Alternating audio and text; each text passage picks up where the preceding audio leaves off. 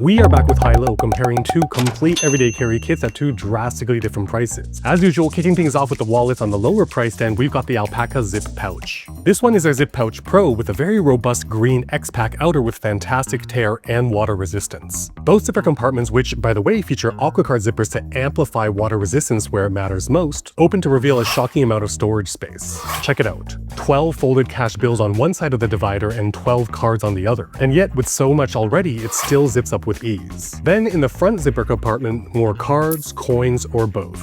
Beyond that, there are even 3 rapid access sleeve pockets on the outside, 1 on the front and 2 on the back, so if you got frequent use items for say your job or hobbies, they too can all slide into this compact package. And finally, this exterior anchor point, making this perfect for a travel wallet with the ability to easily attach a lanyard and tuck into your shirt to virtually eliminate the fear of dropping or pickpockets while abroad. Now moving on to the more expensive side, we've got the Bellroy Flip Case. Super modern minimalist design, it's fascinating that a hardshell wallet that's so thin is also wrapped in this green leather. When it comes to storage, the flip case has 2 compartments. This angled one thumbs open for rapid access to 2 cards, while the larger straight edge compartment stores up to 6, a total of up to 8 cards. I personally need to carry 7 cards total in my day-to-day life, which means there's still that extra little squeeze available for me to slide a backup cash bill. Regardless, as a fidgety person, I gotta say, the magnetic anchoring of both sides is super satisfying with both the resistant pull to open and the awesome snap back, making this wallet a joy to use. Bringing both into frame and putting the prices up, we can see there's a 2.5 times price jump between the two, but of course, very different target end users. Hopping on over to the pocket knives, on the more affordable end, we've got a brand new release from NAFS. This is called the OCT, and if you've been with me for a bit, spending my time for my real job at the metal fab shop, I've always preferred metal scales, and these satiny finished anodized aluminum scales are lovely. A stud on either side of the blade makes flicking open very satisfying, whether you thumb flip from the top side or flick with a finger from underneath. And the button lock makes both the lockout and closing it up after use easy and confident. However, perhaps the most important consideration is the blade. This green one's got a black stone-washed 14C28N steel, which seats at the meeting point of great hardness, corrosion resistance, edge retention, and ease of sharpening. And with a Wharncliffe blade, just shy of 2 inches or 5 centimeters, offers awesome usability for precision work like carving with comfortable control using both the thumb or index. Oh, and by the way, as you can see, I personally backed the OCT on Kickstarter, and at the time of recording this video, there are still a few days left in their campaign. And you can find this and everything else we check out in this video linked down in the description.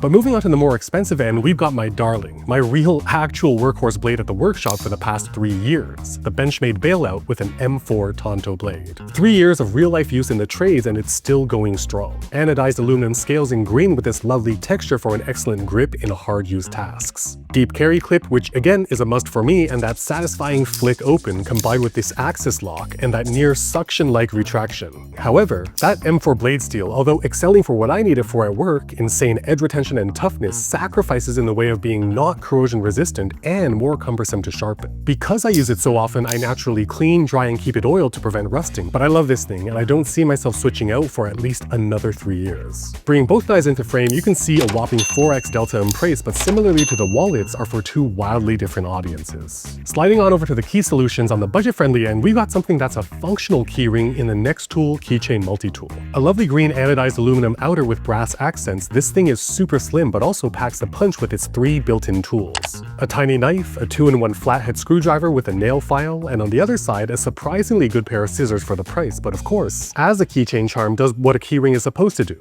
Make it easy to identify, grab, and keep all of your keys together. Either way, having a few functional tools as part of your keys might be something that's well worth considering for you. On our expensive end, we've got a little matchy-matchy action with our more expensive wallet. This here is the Bellroy Key Cover Plus, which can store 4 to 8 standard keys, and unlike the next tool we just looked at, offers jingle-free organization in pocket. 2 internal anchor points means that you can, for example, have your home keys on one side and your work-related keys on the other. And with that same soft leather on the flip case wallet and the same magnetically snapped closure means no noise in pocket and a very sleek, classy look to boot. And with a tiny D-ring down here, you can pair it with an S-Bean or Micro to be able to attach and detach your car keys or any other key you might have that's not standard sized. Bring both key solutions into frame, you can see a near 4 times price difference, but of course, the ongoing theme throughout is that each has a very different target audience. Moving right along to the flashlights in these kits, on the budget end, we've got the Wubin G5. Full aluminum body anodized in OD green with USB Type-C charging, this thing is awesome. Firing it on, it goes from its 2 lumen minimum output, and then with this wheel over here lets you dial in the exact output all the way up to its max of 400 lumens. But this thing's got a party trick too. You see, while turned on, pressing and holding the button switches over to RGB mode. Locked at 10 lumens, turning the wheel lets you cycle through the rainbow. Back to its functionality though, its 180-degree rotating head combined with its magnetic tail and 3-position clip means that going beyond handheld, there are so many other anchoring options for hands-free illumination, which makes this a very handy tool. Let's go to the expensive side, and we've got the Olight Baton 4 Premium, and oh man, it is premium. First, this is not the light. This is a light, which means the torch itself is still nice and compact, easily pocketable for everyday carry.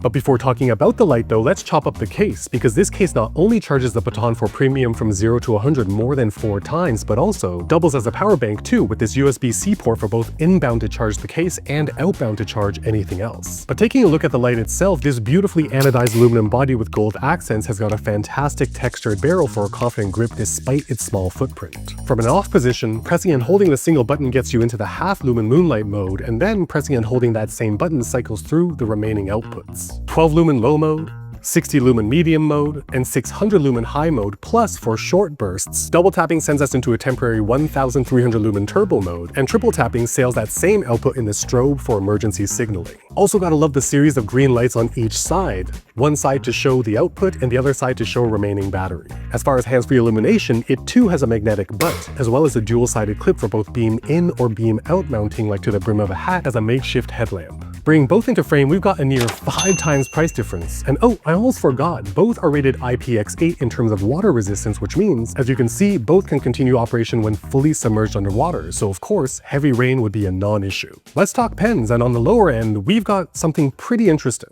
The Light-Right by Zebra. As far as pens go, it's pretty standard fare. I mean, it's a fully plastic body, but there's a nice textured grip and a functional, albeit underwhelming clip. But of course, Zebra being in the pen game for over 125 years, the actual glide of the ballpoint is perfection. The main reason I've chosen this pen for this budget loadout is in the name, the Light-Right. Check it out. Clicking of course shoots the writing tip out and clicking again retracts it, but every other cycle turns on a nicely diffused light out the front end, which means writing in suboptimal lighting, making notes in the field while camping or working are all made easy. Heading on to the pricier end, in the spirit of matchy-matchy, to match the gold accents on our Baton 4 Premium, I've decided to go with the Kaweco Sport Rollerball pen. With their gold brand mark finial on the end of the cap and gold text on that deep octagonal cap to prevent rolling, what I generally love most about the Kaweco Sport line is that extra long cap, which means when not in use, it maintains a very compact length, but when unscrewed and posted, it becomes a standard pen size for optimal comfort while writing. Like Zebra from Japan, Kaweco out of Germany also has such a deep history since 1883, and the glide of their pens reflects that as well. Getting both into frame, we've got an approximate 3 times price difference between the two pens, but next, I think it's a good time to move on to wristwatches. On the budget end, how could I not?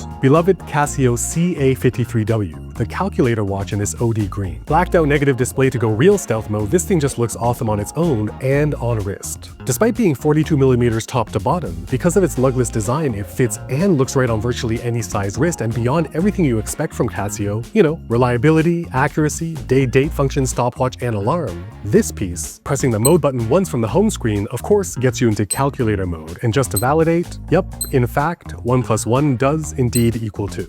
Now, let's be real, basically no one's going to use the calculator on this thing. It's just such a vintage vibe that looks great, and with my own bias, think this OD green version is by far the best colorway. Now, shooting to the expensive side, like the Casio for the budget pick, I almost had no choice with the Hamilton Khaki Field Mechanical. I mean, super high contrast with the white hands, numbers, and minute track with smaller but still clearly legible 24-hour numerals, this is the quintessential field watch. There's definitely a bit of modern adaptation. I mean, for one, the 80-hour power reserve is awesome, but beyond that, the original vintage pieces supplied by Hamilton and worn during World War II by American soldiers had a case size of 33mm, tiny by today's standards. And so this modern adaptation is instead 38mm in case diameter. A tremendously versatile case size, and with its hand-wound mechanical movement, makes the vintage callback even greater with a thickness of just 9.5mm. When I think of quality and deep heritage, I think of Hamilton, but when I think of functionality, the Khaki Field is as utilitarian as a mechanical watch gets. Now, bringing both watches back into frame, there is an absurd 25 times price jump between these two timepieces, and in fact, laying both kits together side by side, we can see that true-ish to the title, our more affordable complete kit comes in at $188 US, just shy of 200, while our more expensive kit comes up to $1,239, just above the claimed 1,200 in the title. But regardless of what your everyday carry loadout ends up looking like, if you've got to carry quite a bit of stuff, finding the ideal on-the-go storage for you is important, and you'll definitely want to watch this video right up here. If you want to check out a blackout high-low kit, this video down here has got you covered. I'll leave them both on screen for a few seconds so you can choose which one to watch next, but while you're deciding, consider subscribing and hitting that bell so you'll be notified the moment new videos just like this one drops.